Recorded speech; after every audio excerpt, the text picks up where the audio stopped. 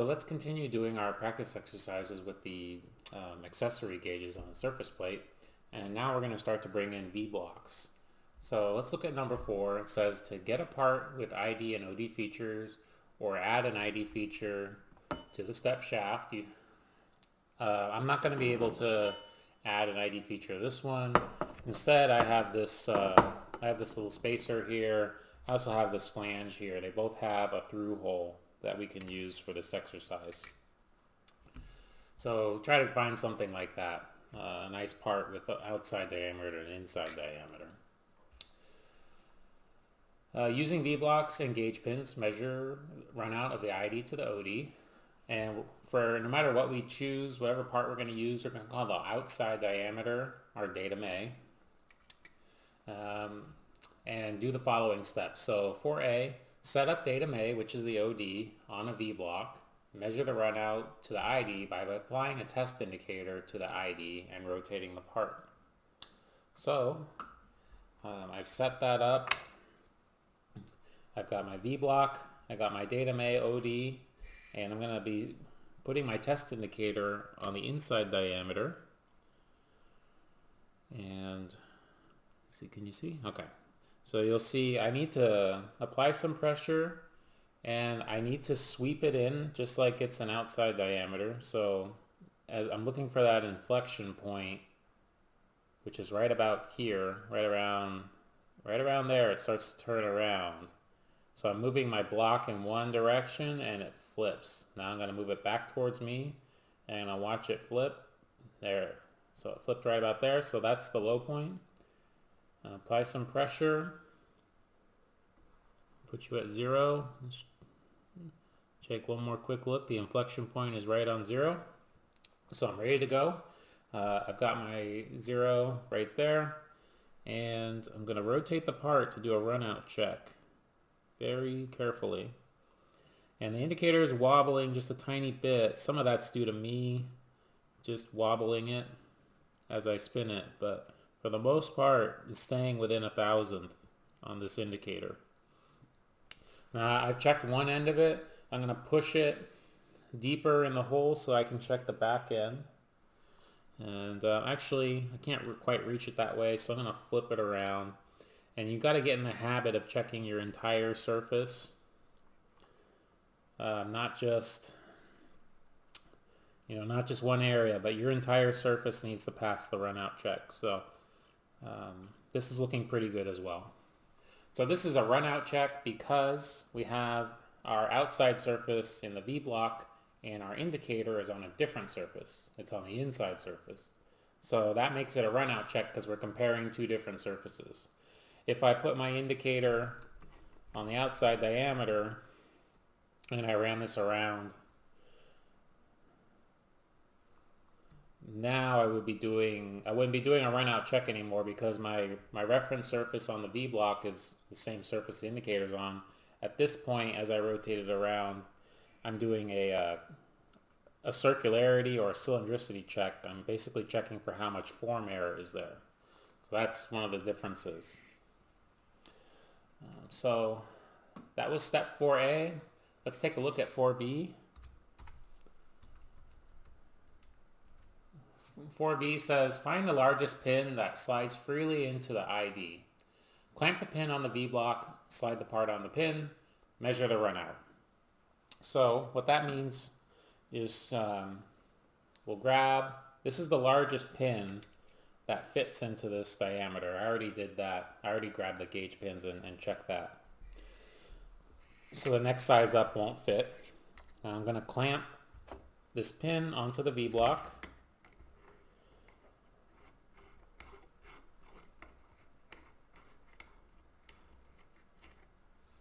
And I'm going to slide it back a little bit so we can see better.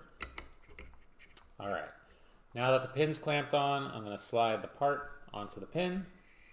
And now I'm going to set my indicator on the top surface. Let's try and get you a little better. And I'm sweeping for the high point. Again, just looking for the place where it turns around, and then I'm going to apply my pressure and All right, pretty good at setting 0. Now we are ready to spin this part very gently and look for a run out. I twisted it. So sometimes when your parts get kind of lightweight, it might help to add some stability with a heavier 1, 2, 3 block you can grab onto. So that's what I'm going to do. And I'm not seeing a whole lot of run out, maybe a 0.5 thousandth again. So I'll check another area. I'll check at the end now. I was checking in the middle. Looks pretty good. I'll check at this end. Just running it around. I'm seeing about a 0.5 thousandth, maybe a 1,000th there. So 1,000th on that end. If you can't see on the monitor here, check out this camera feed. It's a little clearer. So one of the reasons I want you guys to practice doing both of these checks, there's some discussion about, when you have a datum surface and a runout check you need to do, which surface goes on the registration V block or pin. And some people are going to say, well, the datum should always go on the V block or the pin, and you should put your indicator on the other surface.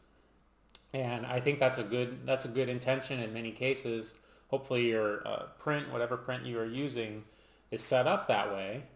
But that's not always practical from a physical standpoint. It may be imbalanced. It may be too challenging to do it that way. So in this latest check, we say the outside datum is A, but we're registering the other surface on the pin.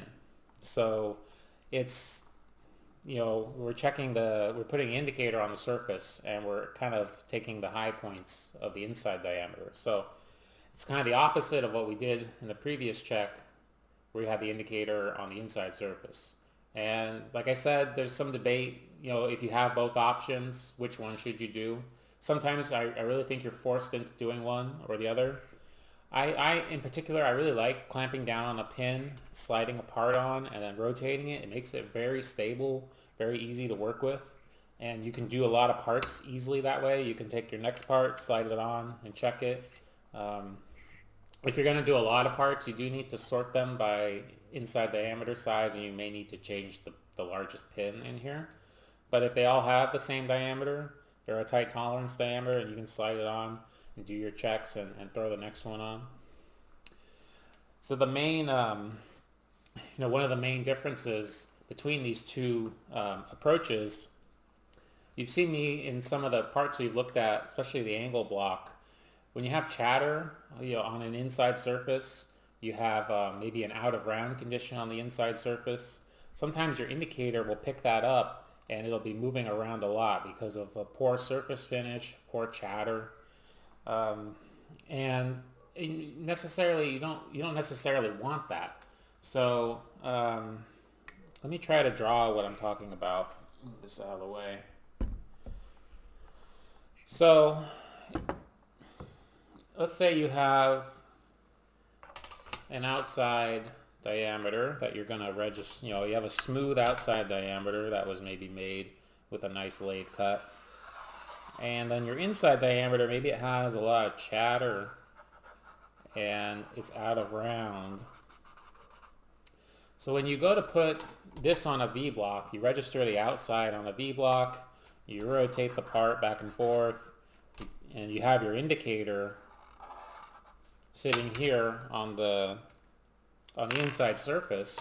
As you rotate around, your indicator is going to be going left and right, picking up all this noise, all this surface finish. Now, if you flip it, if you say you're going to have your indicator on the outside and you're going to stick a pin on the inside, what that's going to do is it's going to pick up, the pin is going to pick up the highest points. And it will just sort of average out all of that noise, and you won't see it. It will spin pretty smoothly on the high points, and you'll get less movement on your indicator. Now, so you're not seeing all that error. Don't get me wrong, you're missing all that error, but you do get a smoother runout check. And the difference being the pin, the largest pin, is simulating whatever mating part goes in there. If there's a run out check for an ID and an OD, something must be going in that inside diameter. So, whatever's going in there, the pin kind of simulates that. It puts the center line of that largest diameter close to the center line of the outside diameter, close to the average that this is going, that this is registered on. So you get less indicator movement. Now you can still get some indicator movement because this pin might center off center. Sorry, this pin might register on those high points, and those high points might force it off center, and you'll see some indicator movement because of that. Or it might register, fairly centered. I would expect that to happen a lot of the time, in which case you'll get a little bit of indicator movement. So how you approach it is up to you. I just want to give you some options, let you be aware of what might be going on. You could have the opposite situation where the inside is smooth and the outside's full of chatter, and you'd have to make a decision there as well. But either way, if you check it both ways, you're going to find issues, or you will find all of the issues. But just because the pin kind of hides some of these chatter issues, I still like to do it because it gets me a really smooth functional check of how the part's going to function. And you can visually usually see the chatter, and sometimes the pin will tell you if it's still wobbling a lot, you'll know there's something going on with the internal diameter. And if it's difficult to get in, like if you're forcing it through some high points, knocking some burrs down, some edges off, you'll also know that maybe you should take a closer look at the inside and see what's going on. But I really like using the clamp pin and sliding a part on, so I wanted you guys to practice that. All right, let's work our way through. 4C, repeat exercise, 4C, repeat exercise 4B with a drop indicator instead of a test indicator. So that's easy enough to do. We set up our indicator in a location where you can see. Now, where did I set that part? Right where I can't see it. Okay. So I'm going to clamp on my pin. And I just want you guys to remember, we do have this drop indicator, and it's very useful in many applications. So I'm already pretty close to 0. Let me set that at 0. And then I'm just going to rotate my part. And I'm not seeing very much movement. I'm only seeing, oops, I twisted it. Again, I mentioned how light this is. So I'm going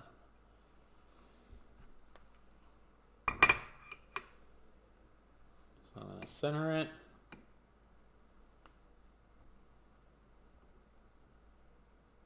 Make sure my tip is tight. All right, and we rotate. And I'm just seeing a little bit of movement, maybe less than even a half a thousandth. You can move to different places and check it, different lengths of the diameter. You really should get in the habit when you have larger parts, check it a few locations along the axis. If a part is in print in one area but out of print in another area, it's not going to work. So you can't just assume it's all symmetric, it's all the same. There's taper. You've seen me identify taper in a few of these videos where one end's larger than the other.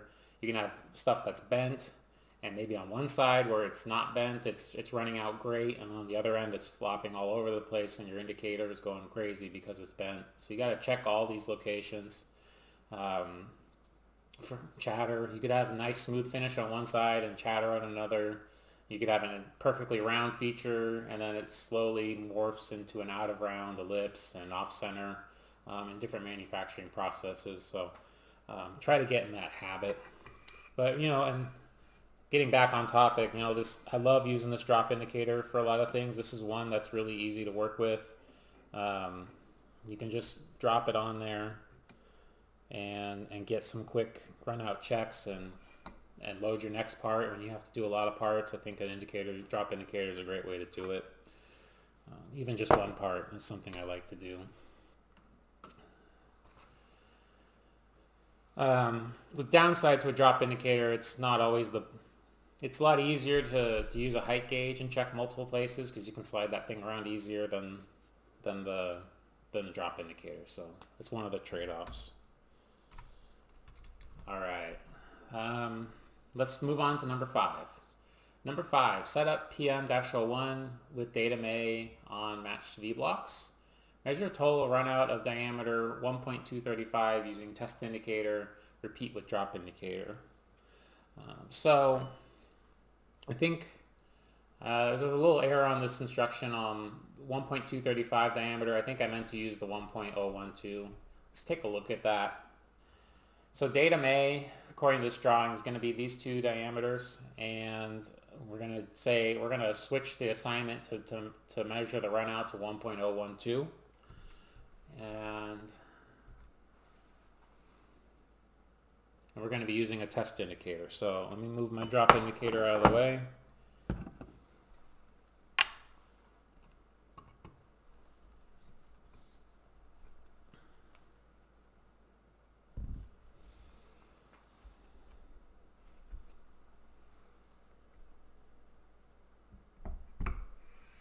And we'll get our match B blocks.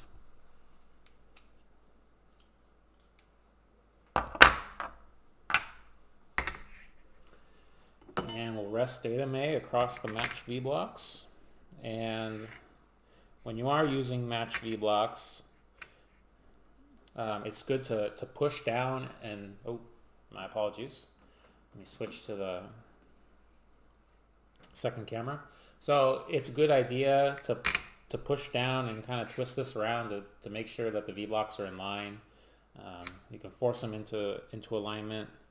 If you have any chips on there.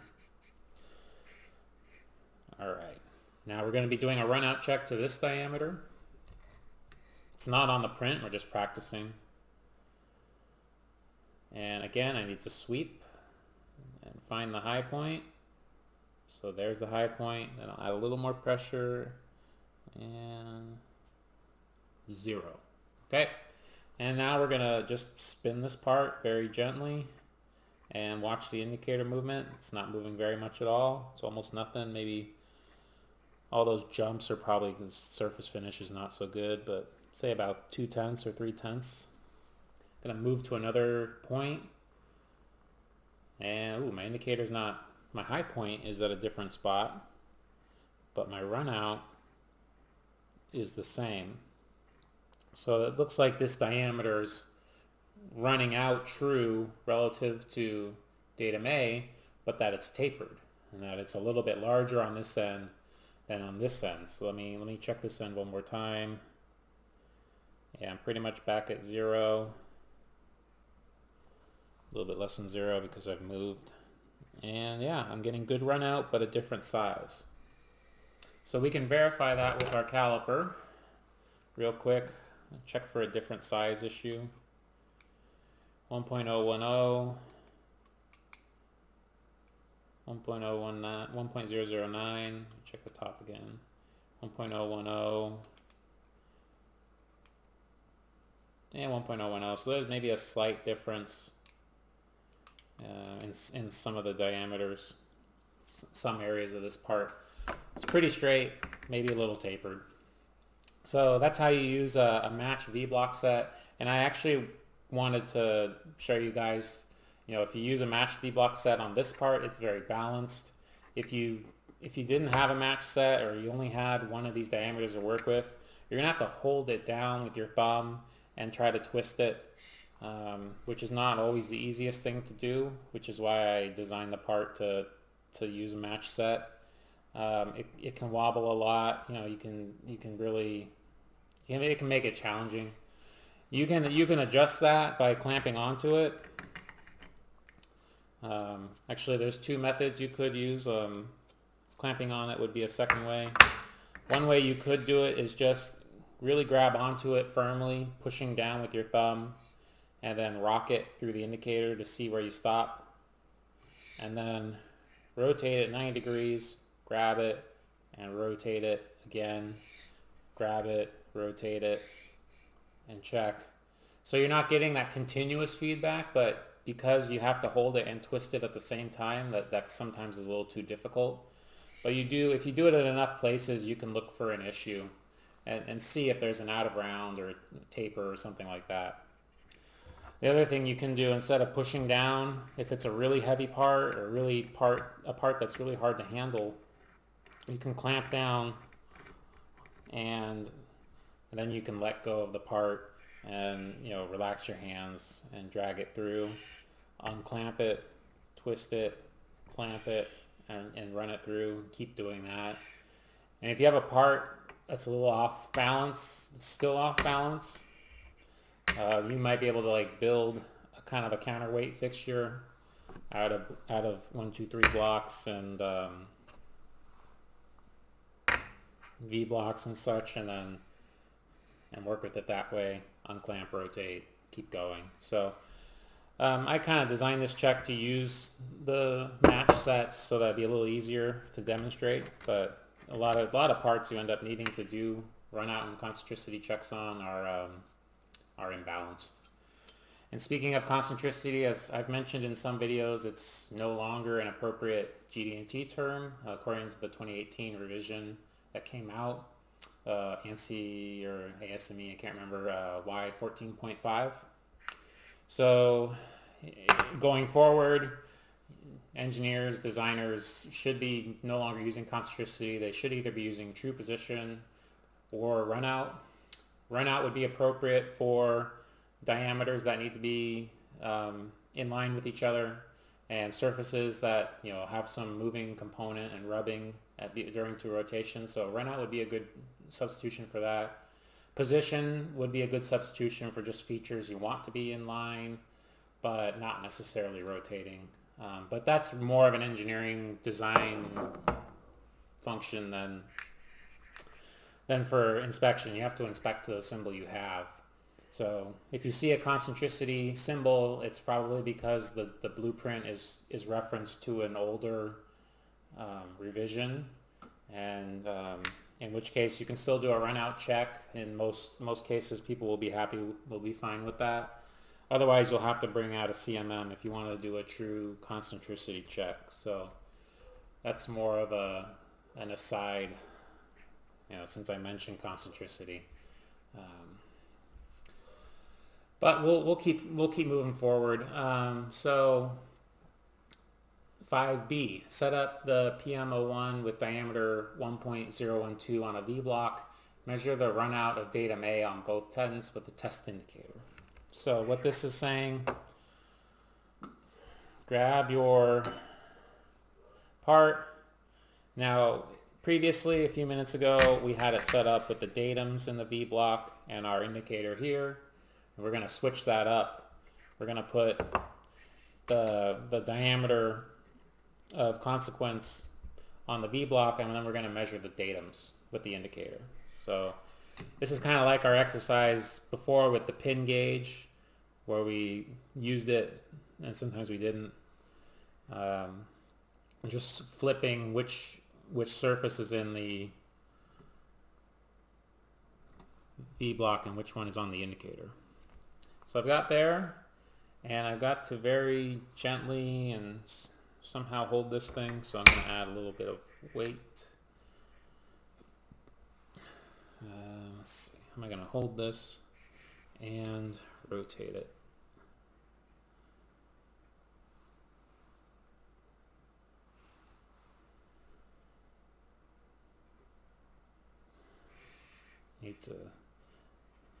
There we go.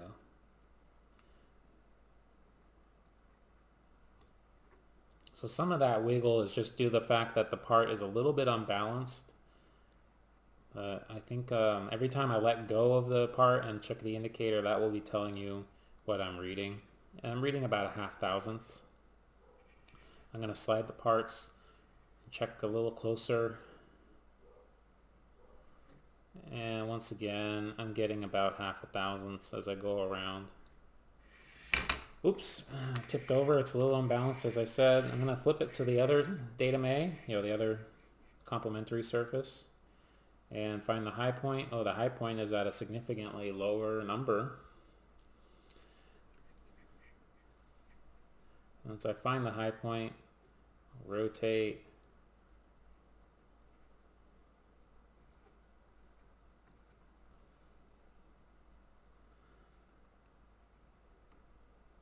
Okay. So unbalanced. It's just perfectly unbalanced slightly, but again, we're not getting a whole lot of indicator movement, maybe a thousandth.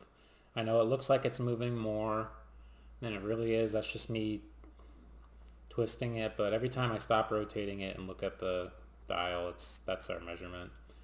Let me grab farther out and do one last check. Oops. See, it's very difficult to hold. Oh, I may have even bumped the indicator, so I'm gonna re-zero it.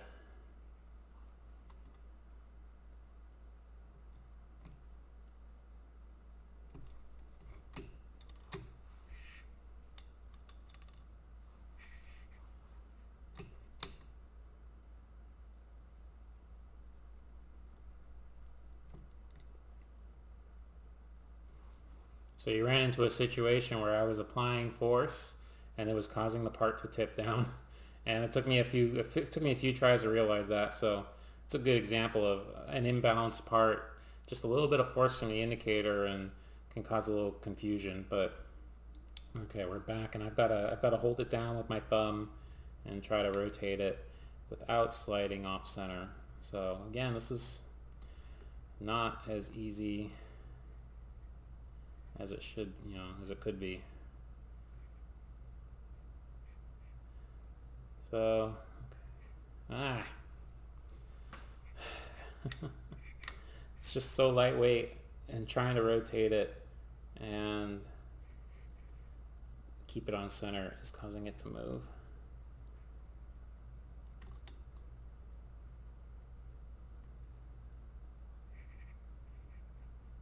So one of the, I'm about to get, let's just try to maintain contact. Nope, every time I try to maintain contact it slides. I hope you appreciate this, my struggling, because it does happen even to the most experienced people. And this is kind of why I would prefer to do this with the match set. So I'm not seeing a whole lot of run out. Again, it's pretty consistent, but I did see a size variation, if you remember from a couple minutes ago. So my indicator on this end showed me a larger diameter, 0.755, 754, 754. On this end, I'm getting 749, 749. So even though these are supposed to be the same diameter, according to the print, this should be a continuous surface. That was the intention anyway. They're made at different diameters, so remarkably everything's pretty concentric, which is a little bit of an anomaly, but the indicator revealed there was an issue. When we saw, checking it on this end and flipping it around, it wasn't zeroing at the same spot when it should. And normally I would check the diameters with a micrometer or with a caliper before I check the runout. We were just jumping straight into runout, so it's one of those situations where you just pay attention to what you're doing, and you can find problems you weren't initially looking for, and find out the true nature of everything on the part. All right, let's move on from that difficult setup. So 5C, Setup Pmo1 with diameter 1.012 in a V-block, measures cylindricity. So this one's going to be a little easier. Not a whole lot easier, but it's going to be a little easier. I'm going to be able to, balance, hopefully a little bit easier. This last check we did was a runout check. Again, we had surface on the V-block different than the surface on the indicator, and now it's the same surface. So we're doing a cylindricity check.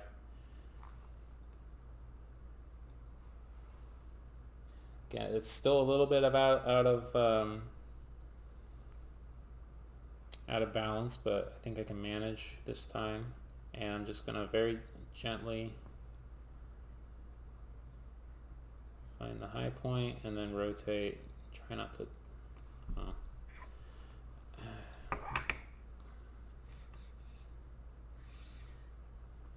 Still need to try and maybe anchor this down.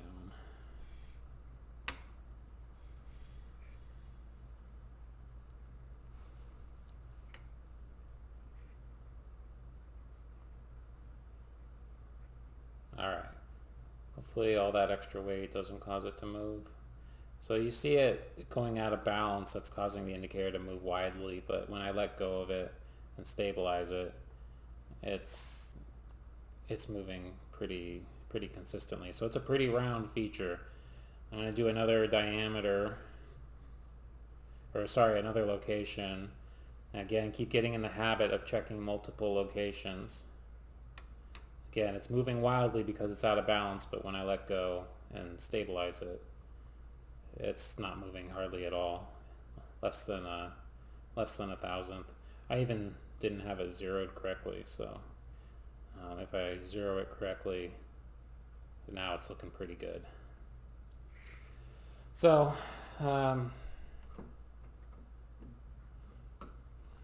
just a few different examples of how to work in a V block or a pair of V blocks. Let's continue on. Number 6, measure flatness of PMO2 Datum A with feeler gauges. If you look at the print, you'll know that Datum A is this back surface here. And I did this surface in the training video and it was actually really smooth. So I brought out another part to use. There it is. So I'm gonna use my feeler gauges on this. And it's a very lightweight part. I'm going to apply a little bit of force. You really shouldn't do this, but I don't want to struggle with... This might be causing a little bit of a deformation in my part, but it's so lightweight. I want to apply just a little bit of pressure. And let's see what kind of error it has even with a block on top of it. So I'm going to start with my smallest shim, my 0.015 shim. And let's see if I can get it.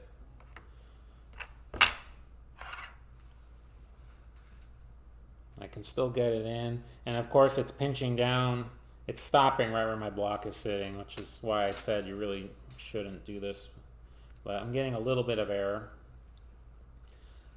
Let's move up.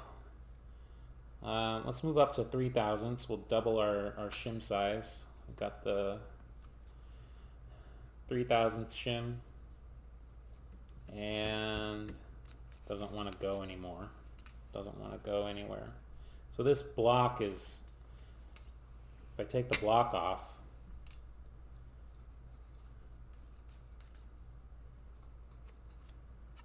let's see. Actually, maybe the part's a little better condition than I thought. Flip it around. Yeah, even the 3 thousandths isn't going. Let's check the 1.5 again.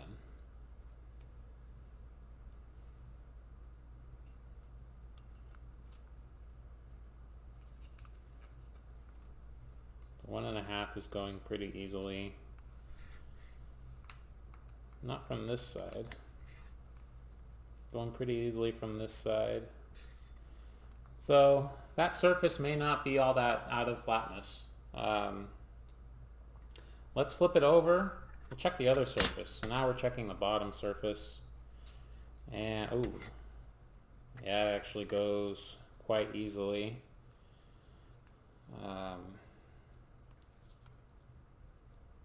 Let's try a 10 thousandth because it's quite a large amount of error.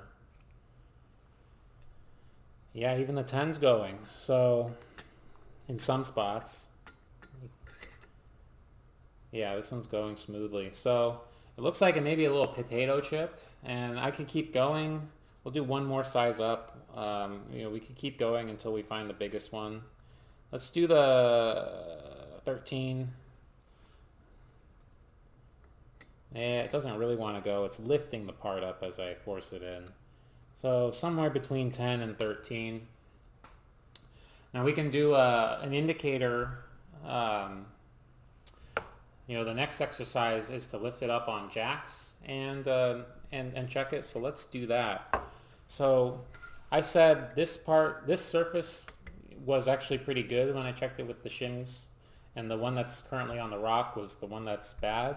So if I flip that over and I jack it up, I'll be able to confirm that. So to use the jacks, what I generally recommend to people is, eyeball it before you start messing around with it. I can pretty much tell right away this one's higher up. So one way to verify that, I'm going to zero on the highest one with my indicator.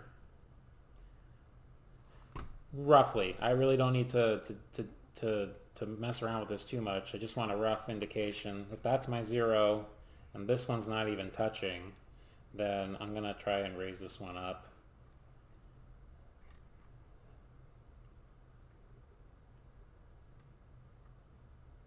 Okay, I mean we're in the ballpark of those two together. I'm actually going to pull these jacks out.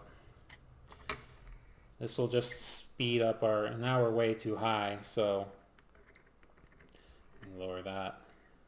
Don't make, when you're looking at these, this head is free to pivot, but this lower body is what lowers up and down. And there's a nut here that will help you lock it, so you may need to loosen it so that you can lower it down. Okay, now we're gonna have to raise it up because we're rocking on the rock here.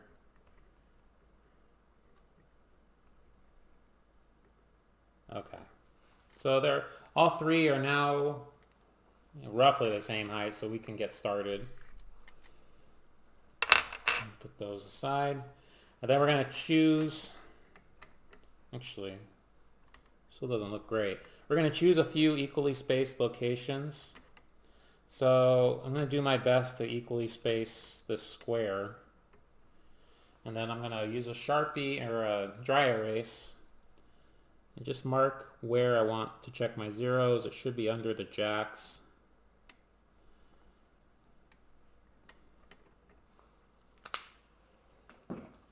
Now we're ready to bring in the indicator. And with the indicator, before I even get started, I'm going to verify, can I actually reach everything? And I feel like I'm running shallow on this side. I've got the height gauge almost sliding off. So I'm going to shift everything a little bit better. Okay, I feel like I can get everything now. So let's just get started with our zeroing process.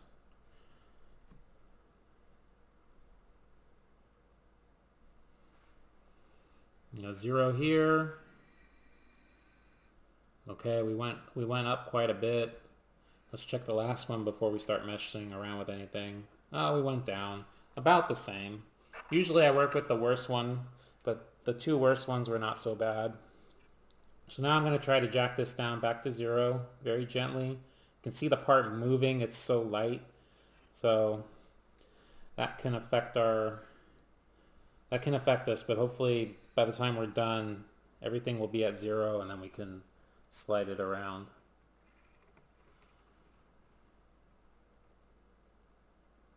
Okay, and every time we change one of these, it affects the orientation of the others. So we're going to have to go in a circle and keep checking around. See how much this one has changed? So I need to probably raise this one. And you see it's twisting again. That's not helping our cause, but it's unavoidable. Such a lightweight part.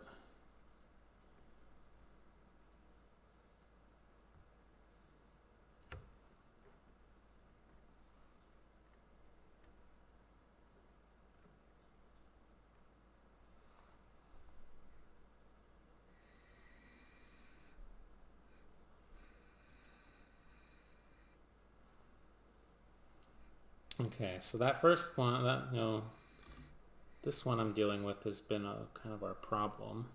It's not unusual to have a problem.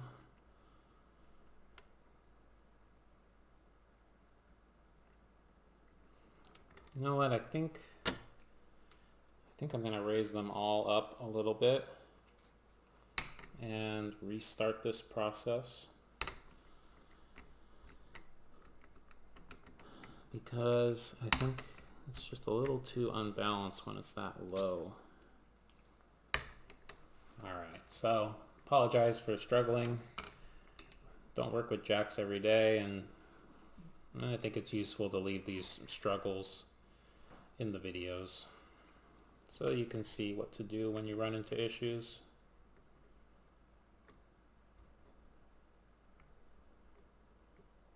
Okay.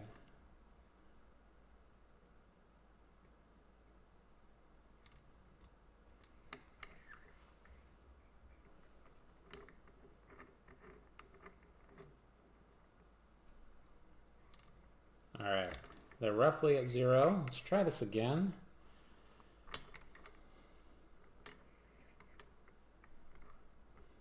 Oh yeah, I gotta probably move this over so I can reach everything.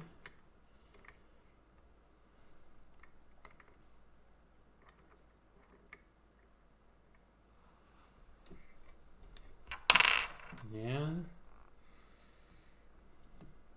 let's do this one more time. Alright, 0.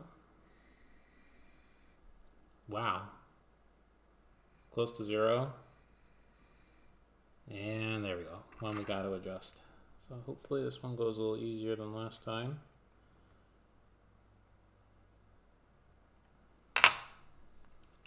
Zero. And move that one by adjusting the first one.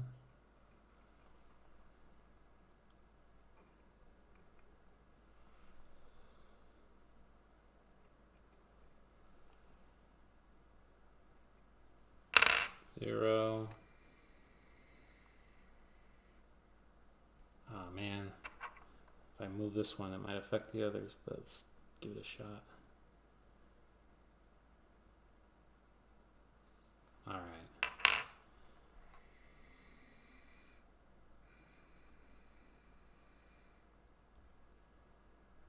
All right, we still got a slight error. We're really close. I might just call it so we can move on. There we go. After this one, if it hopefully didn't change. 0. All right, I'm gonna call that 3 zeros.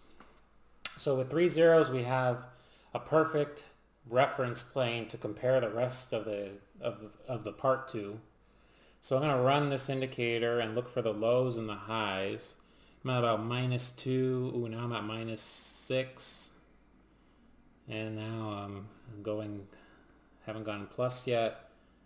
Oh, now I'm going +1, +2, +3. No, still +2. Now +3, +4, and swinging back. And ooh, +4 again, and back to 0. So I got -6 to +4. My TIR would be then 10 thousandths of indicator across that outside that I checked. So again, that was the side that had a lot of issues, and with our shims we saw it, and with the indicator we get a decent reading. It's going to be a little too difficult for me to get past the holes into the middle, but you would want to check everywhere if you can. Let's see if I can without bumping it. Need a very light touch. All right, there's one. I'm not seeing anything outside of our TIR that oh, I bumped it. Yeah, it needs such a light touch. There's too many holes in this part.